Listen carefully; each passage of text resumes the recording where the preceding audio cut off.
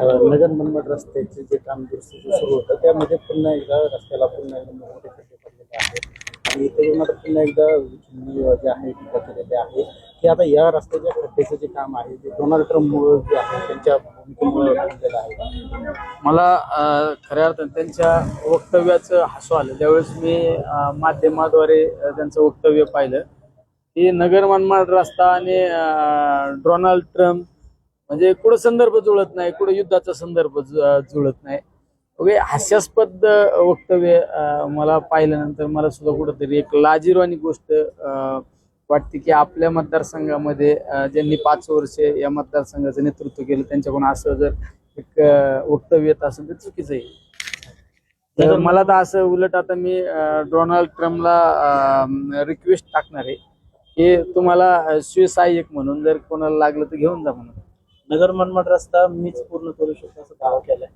नगर मनमाड रस्ता मीच पूर्ण करू म्हणणाऱ्यांचा दावा हा फोल आहे. तुम्ही कुठल्या पदावर नाही, तुम्ही ग्रामपंचायत सदस्य पण नाही. नगर मनमाड रस्ता माझं वक्तव्य आहे माझ्याच काळात चालू झालाय आणि माझ्याच काळामध्ये संपणार आहे. अनेक अडचणी त्याला. आता जो नवीन कॉन्ट्रॅक्टर आलाय तो कॉन्ट्रॅक्टर सुद्धा आता मी मधल्या काळात अधिवेशनात 2-3 वेळा गडकरी साहेबांना भेटलो. त्या कॉन्ट्रॅक्टरला परत ब्लॅकलिस्ट करायला लावली, त्याची प्रोसेस पण पूर्ण झालेली आहे.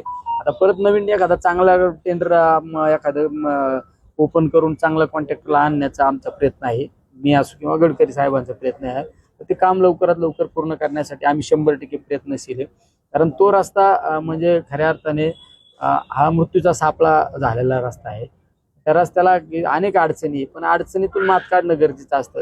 राजकीय भाष्य करण्यापेक्षा काम मला महत्व असतं. त्यामुळं मी पाहिलं असेल, मी खासदार झाल्यानंतर त्या कामाचं नवीन टेंडर काढलं, 2दा टेंडर काढलं, नवीन एजन्सी बसली. ती एजन्सी सुद्धा इतकी नाठाळ निघली आणि त्या एजन्सीने काही उपकॉन्ट्रॅक्टरला कामं दिली आणि ते कॉन्ट्रॅक्टर कोणाच्या जवळचे ते सुद्धा शोधणं गरजेचं आहे. ते काही राजकीय लोकांच्या जवळचे असल्यामुळं ते मगरूर पद्धतीने त्यांनी कामच केलं नाही. पण आता कोणाच्या जरी जवळचे असते तर आपल्याला काम होणं महत्वाचं असतं. हा सगळा घटनाक्रम गडकरी साहेबांना मी सांगितला.